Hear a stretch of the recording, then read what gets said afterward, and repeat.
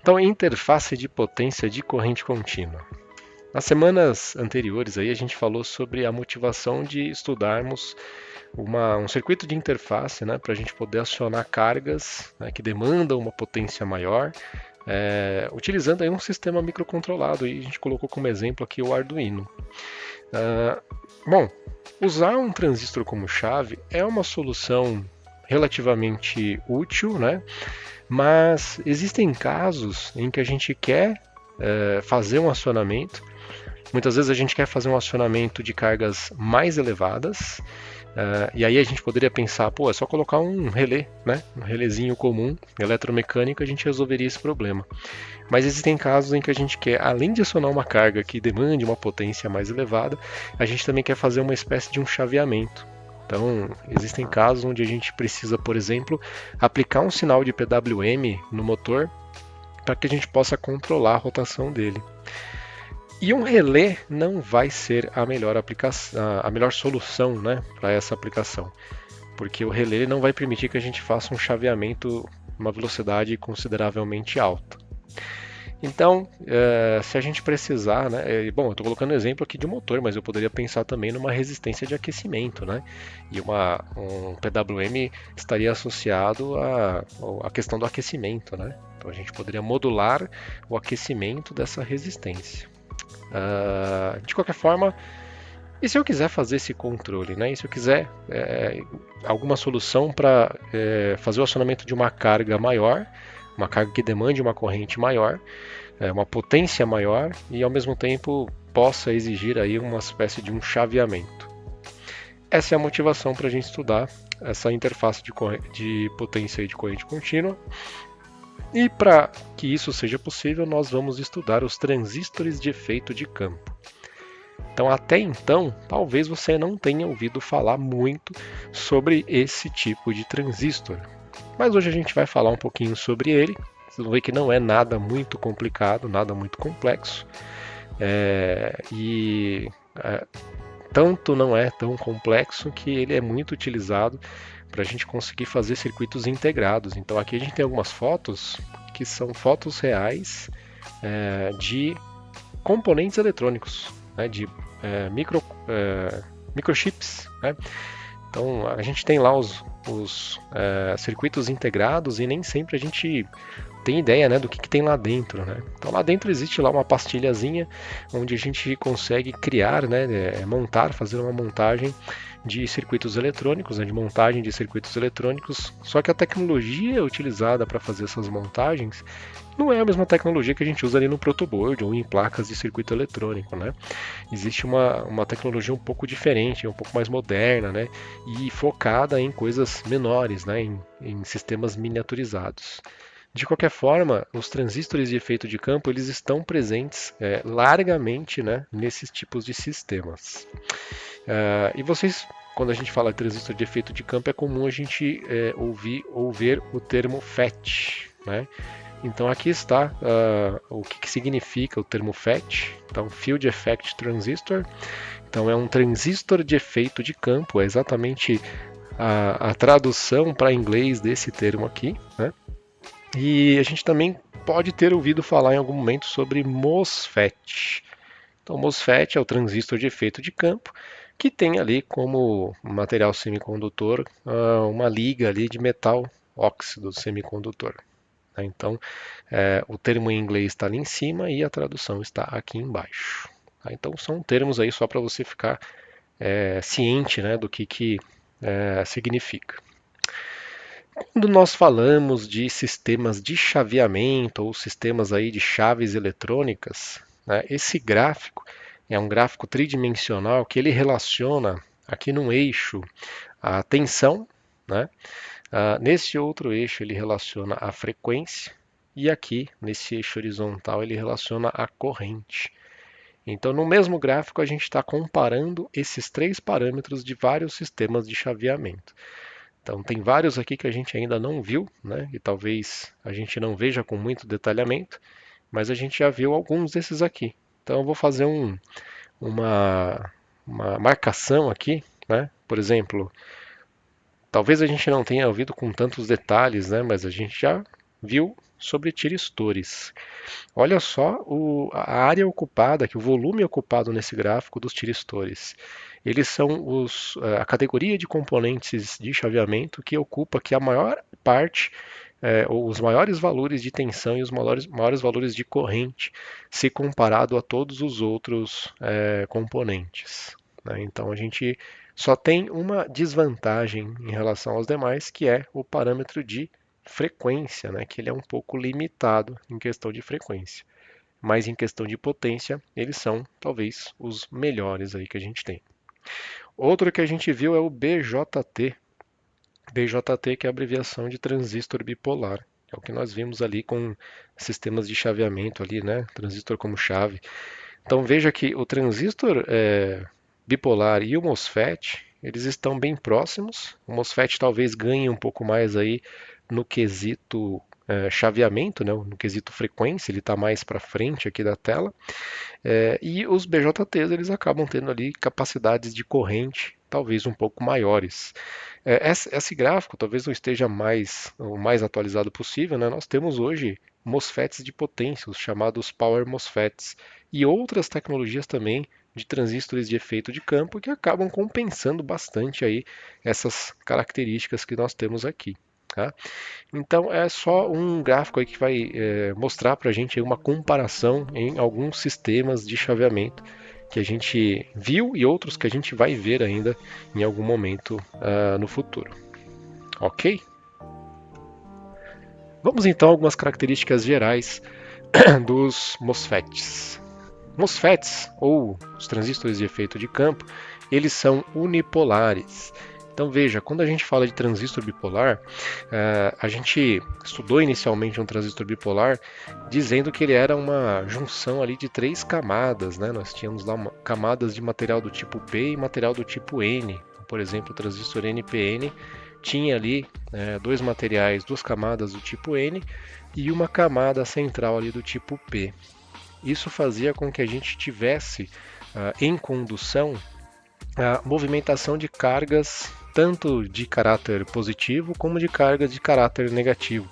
É aquela ideia, né, de movimentação de lacunas e de elétrons. E isso para um transistor bipolar. Quando a gente fala de um transistor de efeito de campo, ele é unipolar, ou seja, você só tem um tipo de carga em movimentação.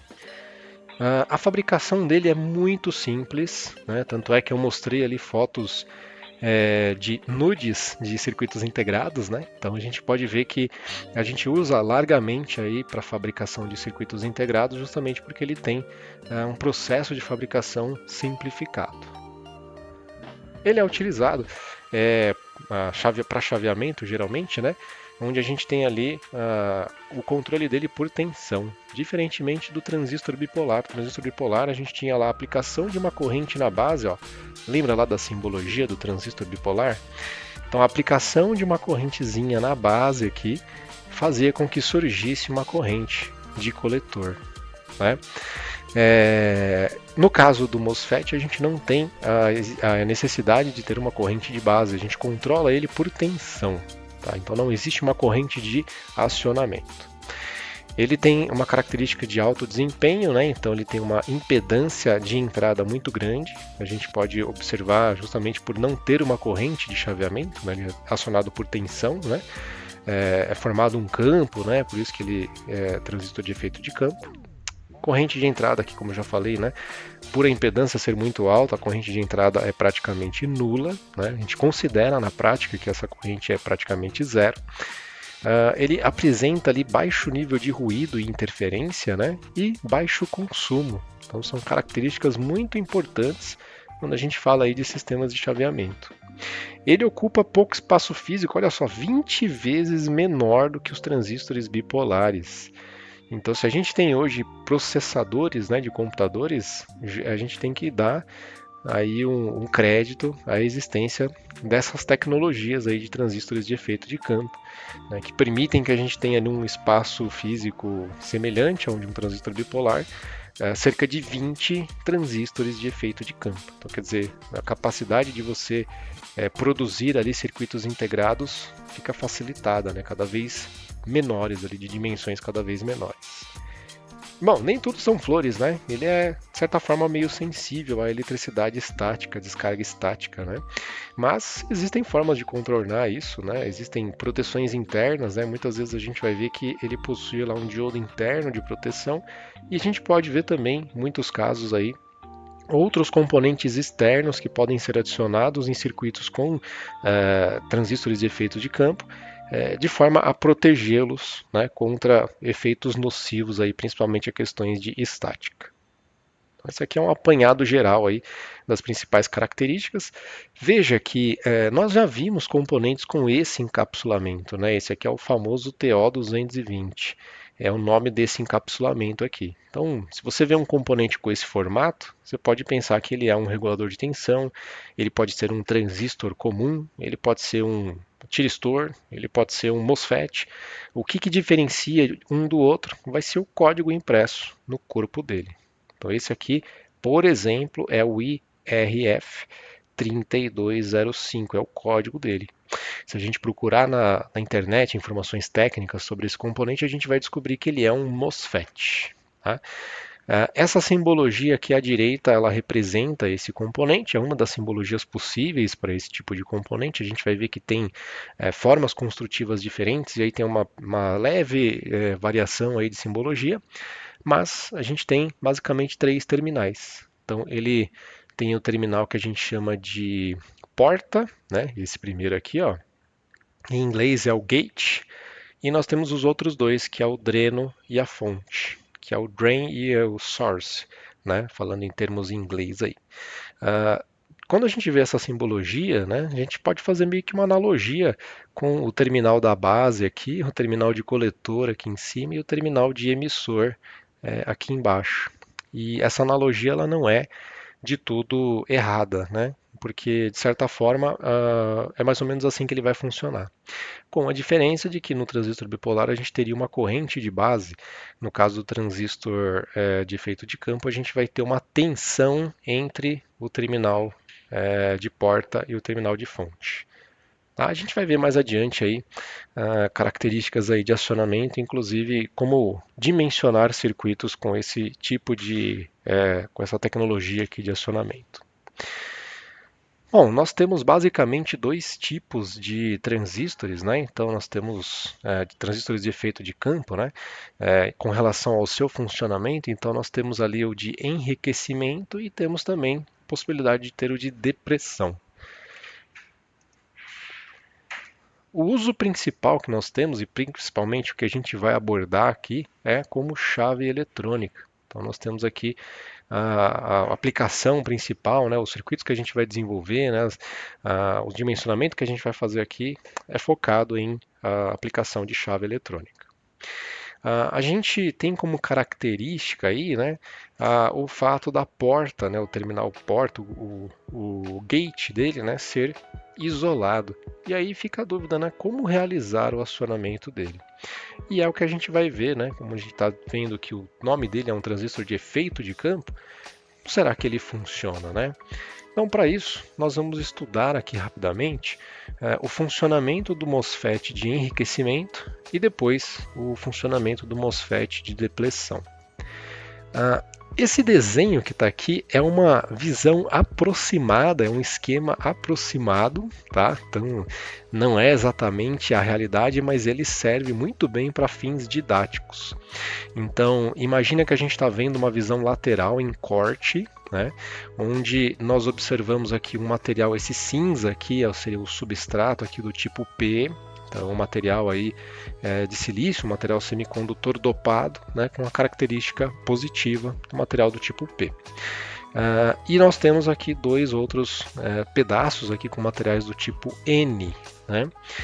Os materiais do tipo N que estão depositados aqui, eles são conectados aos terminais de dreno e fonte. O substrato não é conectado ao terminal de porta, né, o terminal do gate. Então veja que existe aqui essa parte aqui que está com esses tracinhos aqui, né? Essa parte é um material, é um óxido de silício, se eu não me engano.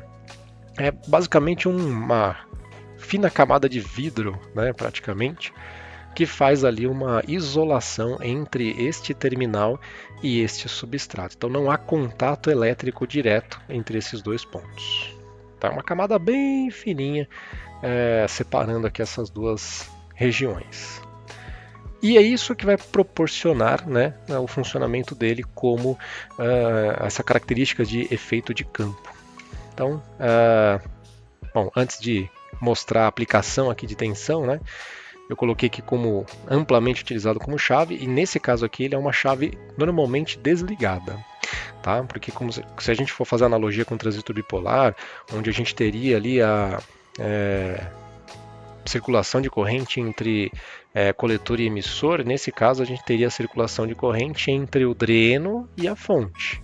Né? Então, se não temos conexão elétrica entre dreno e fonte, significa que ele é uma chave normalmente fechada. A gente vai precisar criar um caminho para essa corrente circular e poder, né, atuar ali como saturado ou como chave. Então, só para reforçar aqui que isso aqui é uma estrutura simplificada, né? E vamos aplicar então tensão. Então, imagine que eu estou aplicando aqui uma tensão entre dreno e fonte, ou seja, estou, de certa forma, proporcionando aqui uma diferença de potencial para que exista uma corrente circulando entre dreno e fonte. E a gente vai chamar essa tensão de VDS. Vamos aplicar também uma tensão entre o gatilho, a porta e o source, entre o gate e o source, né, entre a porta e a fonte. E a gente vai chamar essa tensão aí de VGS. Inicialmente, nós não vamos aplicar nenhuma tensão, vamos começar com zero. Né? Iniciando com zero, a gente não tem nada acontecendo, conforme o esperado. Né? Então nós temos a aplicação de 0 volts ali no porta, então a gente não tem nada acontecendo nesse primeiro momento. Na sequência, o que a gente faz? A gente começa a aumentar essa tensão. Então você deve ter observado que mudou de 0 para 0,2. Aqui nós não temos contato elétrico entre essas duas regiões, mas aqui é como se estivesse funcionando como um capacitor. Né? Então nós temos aqui uma placa conectada aqui à porta, né? E aqui nós temos uma região com material semicondutor dopado. Isso significa que quando a gente aplicar um potencial aqui nesse ponto, a gente vai ter, como esse potencial é positivo, a gente vai ter a aproximação, né, de cargas opostas, no caso de elétrons. Né? Então já vai começar a formar uma fina camadinha aqui, que parece que já é uma ponte que está interligando esses dois outros pontos do nosso componente. Isso a gente colocou uma tensão baixa. Vamos aumentar mais um pouquinho, né? A gente colocou aqui, vamos elevar para 0,4. A gente observa que aumentou um pouquinho mais a quantidade de elétrons ali acumulados. Quer dizer, quanto maior o potencial que eu colocar aqui, maior vai ser a atração de elétrons, maior vai ser a repulsão de lacunas e maior vai ser essa concentração que vai ter um caráter aí negativo, ou seja, é como se a gente estivesse formando uma ponte interligando os dois pontos. Vou aumentar mais um pouquinho, 0,6, aumentou mais ainda a camada, vou aumentar mais um pouquinho, 0,8, aumentou mais ainda a camada, vou jogar ali 1 volt, aumentou pra caramba essa camada e acho que a partir de agora você já deve ter sacado a lógica de funcionamento desse sistema. Quer dizer, aplicando uma tensão na porta, no gate, a gente vai fazer com que se forme ali uma espécie de concentração de elétrons que muda a característica dessa região mais próxima aqui, dessa isolação, né, da porta. Essa concentração ela é grande o suficiente para fazer com que, de certa forma, a gente tenha um caminho para a corrente circular entre o dreno e a fonte. Então, a consequência que a gente vai ter no final das contas, é o surgimento de uma corrente.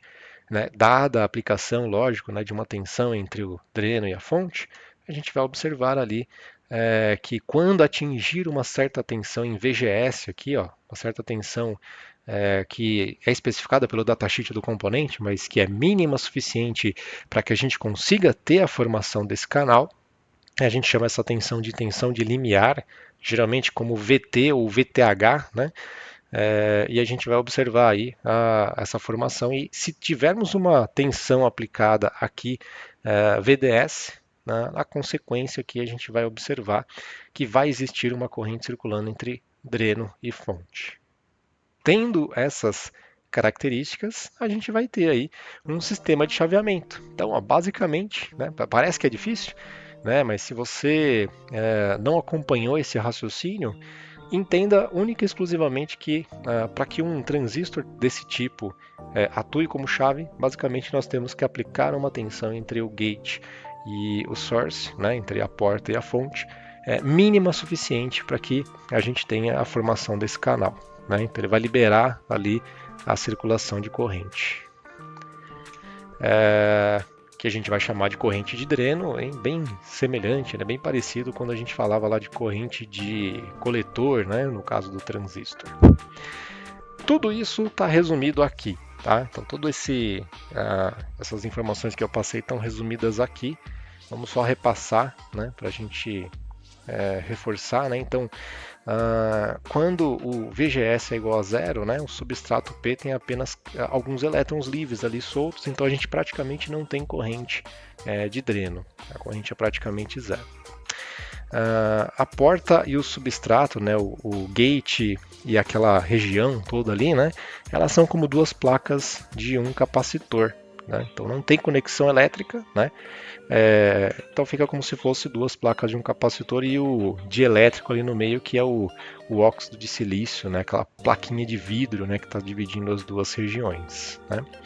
Quando a gente aplica um potencial positivo, né, na porta, a gente vai começar a acumular elétrons livres ali naquela região do substrato, que vão se recombinar ali com as lacunas existentes do dióxido de silício. Né? Ou seja, a gente vai criar uma ponte, né, que vai interligar a fonte e o dreno. Né?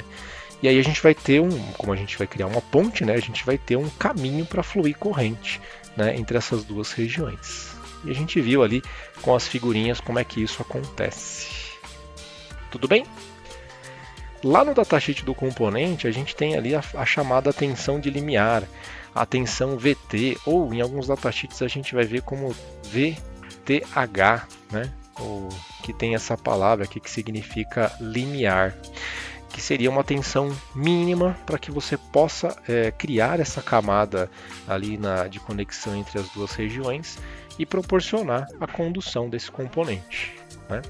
Então, se a gente tiver uma aplicação de uma tensão VGS menor do que a tensão de limiar, não vamos ter corrente de dreno. A corrente de dreno vai ser praticamente zero. Né?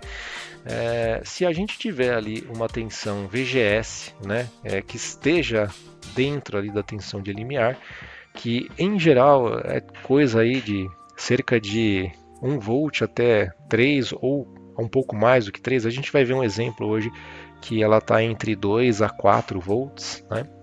Então, se a gente tiver um VGS de aproximadamente um valor como esses aqui, por exemplo, 3 volts, a gente está atingindo aí a tensão de limiar e a gente está fazendo com que comece a surgir essa ponte conectando esses dois pontos e comece a surgir uma corrente de condução ali, uma corrente de dreno. Então, dizemos aqui que a corrente ID ela vai ser diferente de zero, né? Então vai começar a circular uma corrente. Qual vai ser a limitação dessa corrente? Vai depender da carga que você está utilizando ali para ligar com essa chave eletrônica. Bom, a gente deve ter visto isso lá para transistor bipolar, então é uma curva muito parecida. Lá a gente chamava de curva de coletor, né? Curva do funcionamento de um transistor bipolar, né? Que relacionava a corrente de coletor com a tensão entre coletor e emissor. Né? E a gente ainda tinha cada uma dessas curvinhas aqui relacionando as correntes de base. Nesse caso aqui, a gente está relacionando as tensões entre a porta e a fonte, né? O VGS. Então, quanto maior for a tensão VGS, maior vai ser também as características de corrente, as possibilidades, né, de características de corrente de dreno e também, né, dependendo do caso, a questão ali da tensão que nós teremos entre o dreno e a fonte. Tá legal? Bom, nós não usaremos essa curva aqui no dia a dia, né? Mas é legal a gente saber, né, que variando ali a tensão entre o VGS, né, a gente vai ter ali uma mudança do comportamento, do funcionamento desse componente. Bom, Até aqui foi um MOSFET do tipo enriquecimento. Então ele tinha lá um vão, né? Não tinha uma ponte interligando o dreno com a fonte. A partir daqui, eu vou mostrar um funcionamento, bem rapidamente, o funcionamento de um MOSFET do tipo depressão.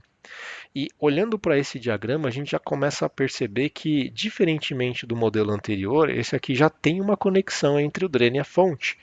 Então esse aqui é um tipo de componente que a gente vai observar como se ele tivesse uma característica de normalmente fechado, né? Então naturalmente, sem a gente fazer nada, já existe uma conexão elétrica ali entre o dreno e a fonte. Tá? Bom, essa também é uma estrutura simplificada, né? Então não condiz exatamente com a realidade, mas para fins didáticos ela é perfeita para explicar.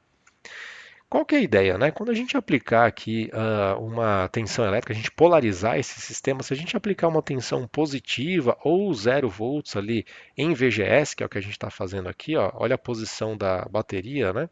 Se a gente aplicar uma tensão dessa forma, ele não vai atuar da mesma forma como um MOSFET de enriquecimento atuaria, né?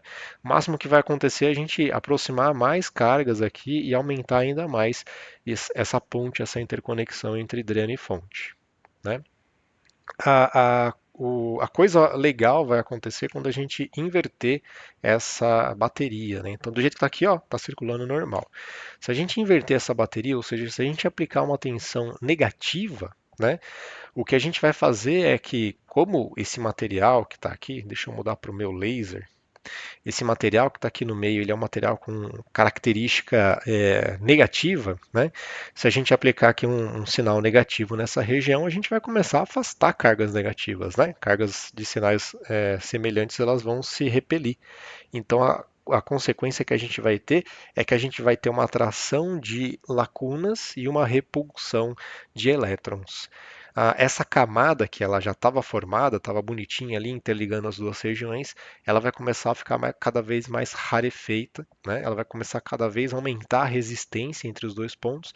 Então, diferentemente do MOSFET de enriquecimento, o MOSFET de depressão, quando a gente polariza ele, a gente dificulta a circulação de corrente, né? Então, ele funciona de maneira oposta ali ao modelo anterior.